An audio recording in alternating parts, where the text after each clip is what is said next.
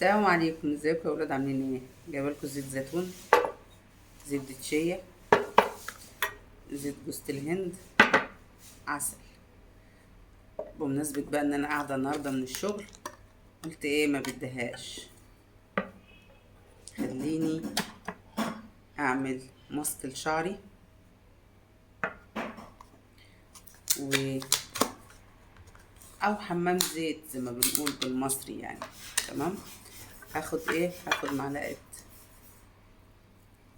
زبده كده اهيت زي ما انتم شايفين،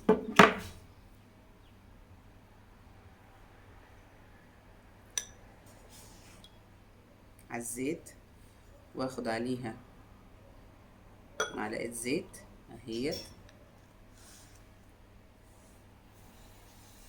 واخد عليها برضو ايه شوية عسل.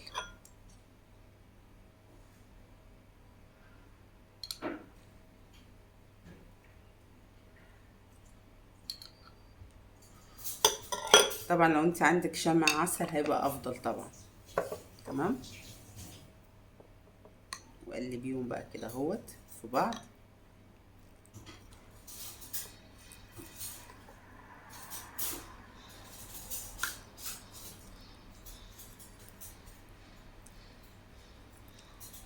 زبدة الشيا شوية بتبقى جامدة قاسية شوية يعني.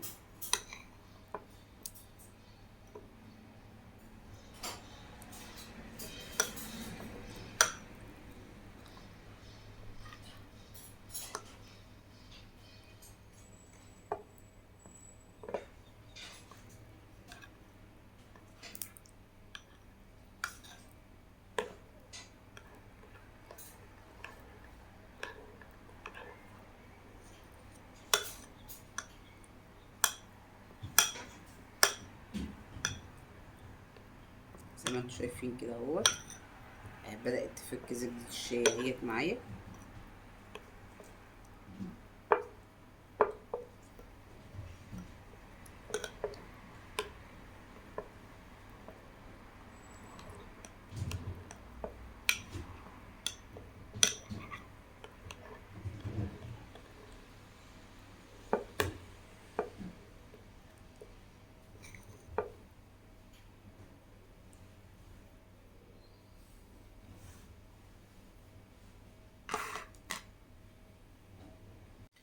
بصوا يا ولاد، ده زيت لبان الذكر، احط منه شوية برضو عليها كده اهوت، بمقدار مثلا ايه ملعقة رخر.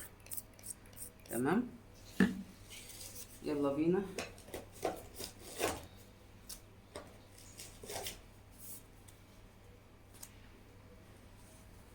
احط بقى الفوطة على شعري.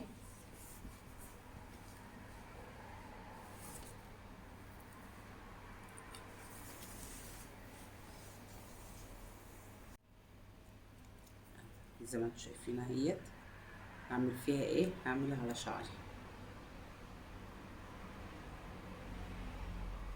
دوبت زبدة الشيا خالص في الايه فيها اهي، اعملها قبل ما اخش السبخ.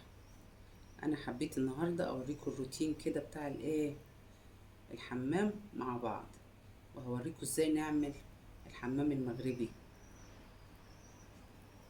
ايوه، انت لازم تهتمي بنفسك. فرصه بقى، انا قلت النهارده ان انا قاعده في البيت و ادلع نفسي النهارده بقى. تمام. هناخد بقى كده ايه، ناخدها كده اهيت اها، ونيجي على الشعر، واجي امسك كده اهو فروة الراس كده اهو، كده فروة الراس كده اهو زي ما انت شايفة كده، زي ما انت شايفة اهوت، ادلك فيها فروة الراس.